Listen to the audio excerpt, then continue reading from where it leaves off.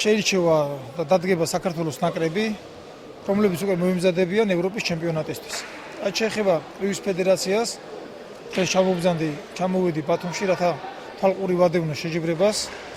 ნახოთ თუ რა მდგომარეობა გვაქვს ამ ასაკში, ვინ შეიძლება, რომელი ბავშვებზე შეიძლება გაკეთდეს აქცენტი, რომ მივავლინოთ უკვე ევროპის ჩემპიონატზე. ტარდება შაქრო ხუდოიანის სოვლისამდე ტურნირი.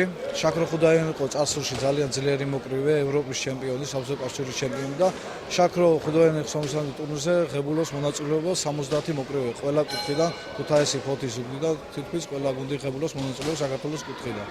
მოკრივეები დაჯილდოებიან ფასიანი საჩუქრები, მედლებით და დიპლომებით. ჩავატარეს 3 ბრძოლა, 3 და ყველა გავიმარჯვე და